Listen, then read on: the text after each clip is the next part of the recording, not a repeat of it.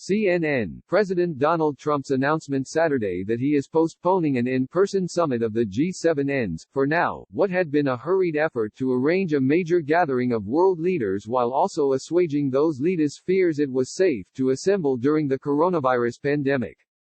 It became clear to the White House late last week that convening an in-person G7 economic summit on U.S. soil would likely be impossible by the end of June, particularly with the addition of several other countries Trump said Saturday he wants to include in the meeting, people familiar with the matter told CNN. German Chancellor Angela Merkel's announcement that she cannot confirm she would participate due to concerns over coronavirus helped cement the decision, those people said.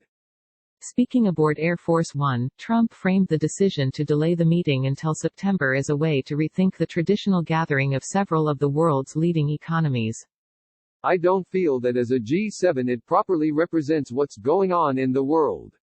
It's a very outdated group of countries, he said. Later, aides indicated he was seeking a larger group that could act as a counterweight to China, whose relationship with the United States reached a nadir last week amid disputes over coronavirus and Hong Kong.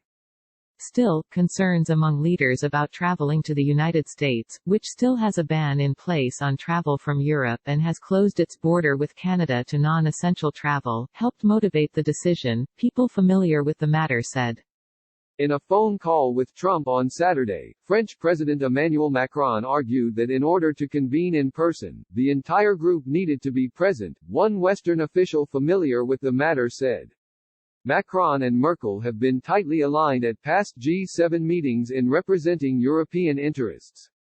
Over the past week or so, Trump had also raised internally the notion of inviting other countries to participate in the summit, an idea that would prove more logistically challenging than just the 6 other G7 nations, the sources familiar with the matter said. He named Russia, South Korea, Australia and India as potential invitees to this year's gathering. I think what the president is thinking is that this is a time when the entire world is trying to come out of COVID, National Security Advisor Robert O'Brien told reporters at the White House on Sunday morning. The president's thinking was, there are a couple of countries that have handled the COVID crisis incredibly well, and it would be useful to have them participate in the G7 so we can learn some lessons there, he said. Logistically, to pull something like that off, I think it will take a little bit more time, so we're probably looking at the September time frame. Trump had coordinated extensively with Macron as he worked to revive the in-person summit in June, but his announcement earlier in May that he wanted to bring leaders to Camp David in a month's time caught fellow governments off guard, CNN has previously reported. A major undertaking. The countries had not been informed ahead of time that Trump would be announcing the possibility of holding a summit that would involve traveling even as restrictions and quarantine orders remained in place. The initial announcement drew skeptical responses from foreign capitals as governments waited for the U.S. to spell out what safety measures would be in place for the in-person summit.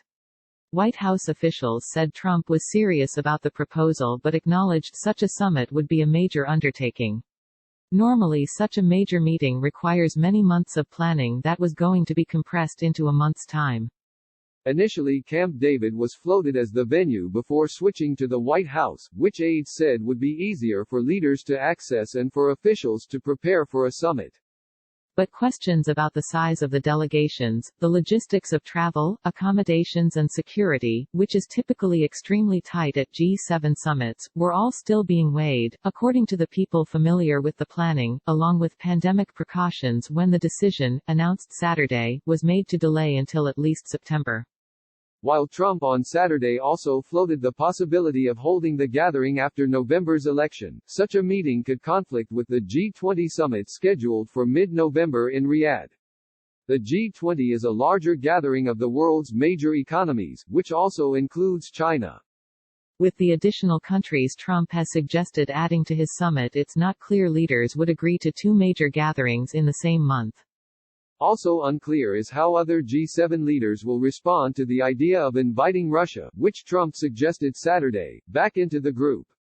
Merkel in particular has been adamantly opposed when Trump raised the idea previously, including during a heated dinner meeting underneath the Biarritz lighthouse at last year's G7, CNN has previously reported. Trump intends the larger group, including Russia, to act as a counter to China, a rationale for inviting Russia that could prove more palatable to some countries.